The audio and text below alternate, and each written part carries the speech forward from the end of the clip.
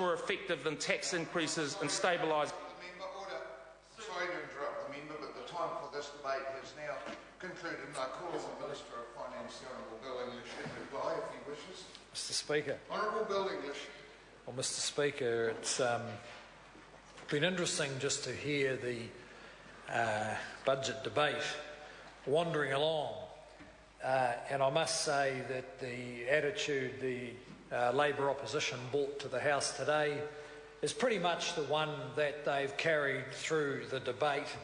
Lack of no focus, no real energy, no sustained intellectual effort that illustrates any attempt to get to grips with the way the economic world has changed and where the budget for 2012, the budget of 2012 fits into that. In fact, you'd think with the way the opposition turned up to the House today that they must have made some announcement a while ago and then turned around and changed their mind on it. That's what you'd think had happened.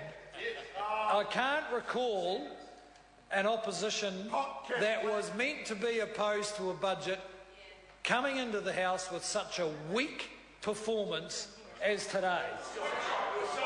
It was unbelievable, actually, and reflects a kind of lassitude that can only be explained by the profound depression they must feel at their inability to get a grip on political debate. As my colleague has suggested before, I think the opposition should resign.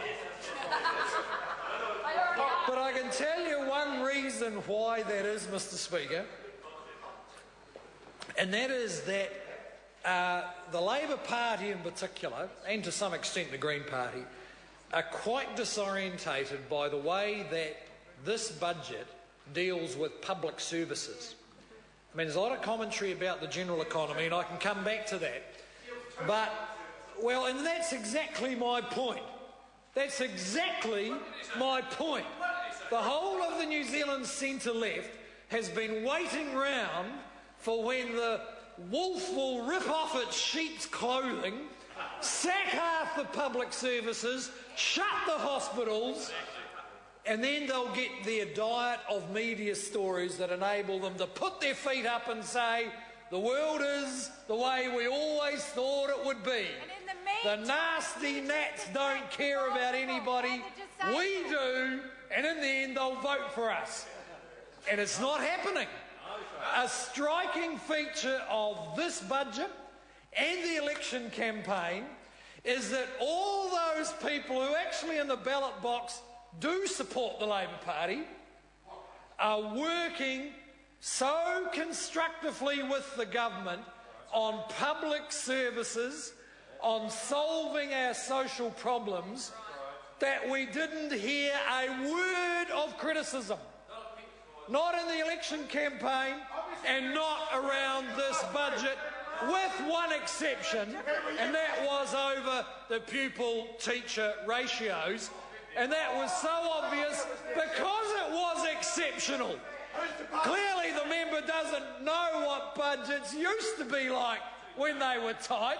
Was everybody complained about everything in the public services.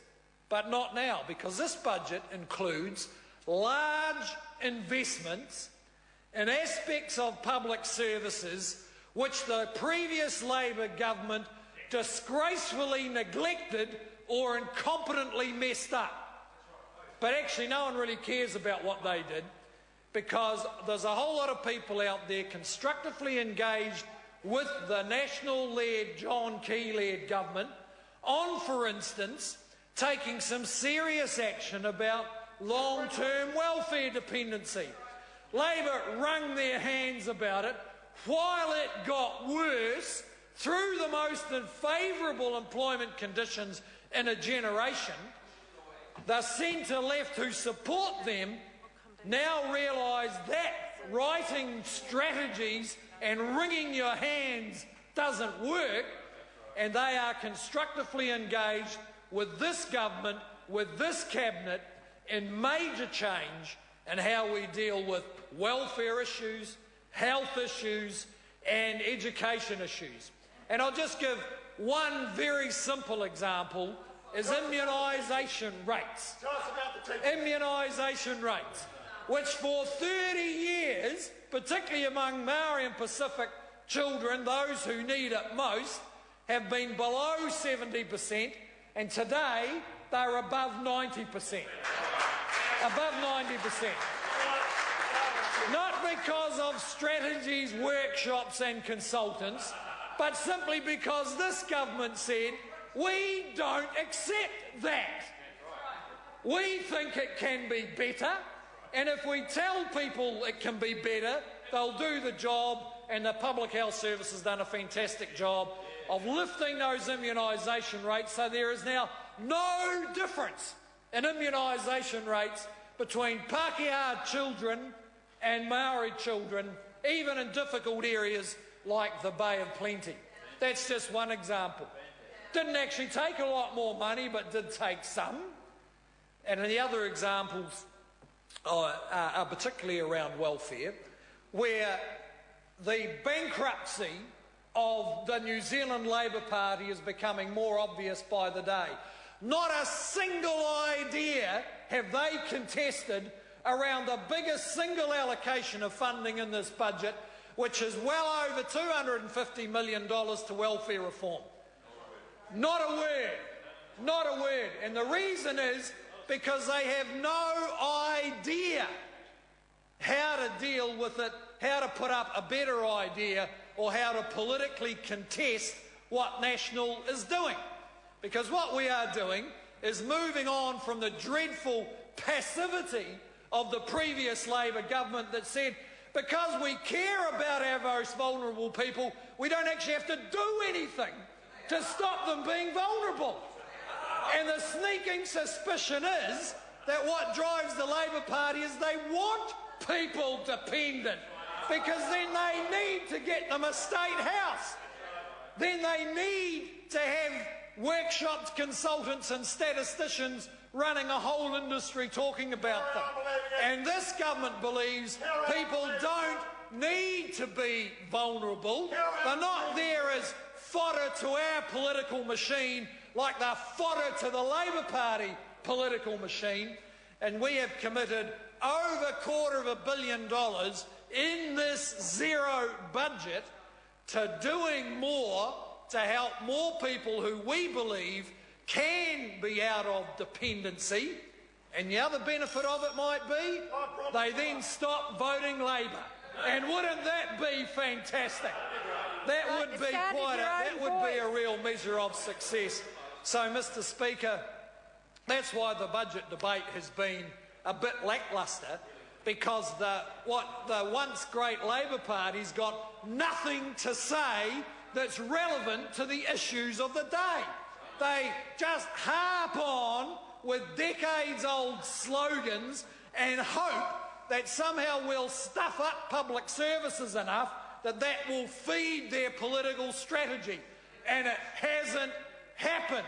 Despite 4 years of tight budgets, we will deliver more and better public services for less, and the delivery system that supports the Labor Party in the ballot box supports us, supports this government in the work that it's doing and what it wants to achieve for New Zealanders who depend on us. Mr. Speaker, in the context of global uncertainty and a grumpy and slow recovery in the New Zealand economy, this budget is a sensible one.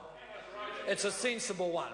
It's another step along the path of rebuilding the growth capacity of this economy, building on the resilience of so many New Zealanders who have done a fantastic job of adapting to the way the world has changed, who at times are frustrated, at times impatient, but at all times resilient, making the changes they need to make so they can secure their jobs, have viable households, get their debt down and look to the future with some aspiration. And Mr. Speaker, this government has never lost its sense of aspiration through these more difficult times, and we look forward to presenting a budget next year that builds further on the aspirations we have for a brighter future. The debate having now concluded, I will put the question, and the question is that the amendment in the name of David Shearer be agreed to. Those of that opinion will say aye. Aye. Contrary, no. No. The noes have it. Party vote. The clerk will conduct a party vote. New Zealand National. 59 votes opposed. New Zealand Labour. 34 votes in favour. Green Party. 14 votes in favour. New Zealand First. In favour. Māori Party. 2 votes opposed. Mana. 1 in favour. Act New Zealand. 1 opposed. United Future. 1 opposed. Any other votes?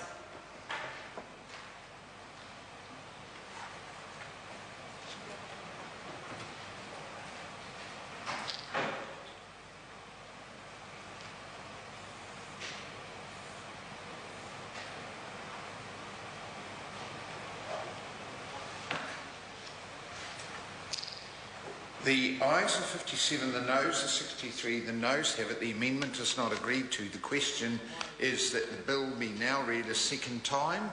Those of that opinion will say aye. Aye. Contrary, no. The ayes have it. Party vote. The clerk will conduct a party vote. New Zealand National. 59 votes in favour. New Zealand Labour. 34 votes opposed. Green Party. 14 votes opposed. New Zealand First. 8 votes opposed. Māori Party. 2 votes in favour. Mana. 1 opposed. Act New Zealand. 1 vote in favour. United Future. 1 vote in favour. Any other votes?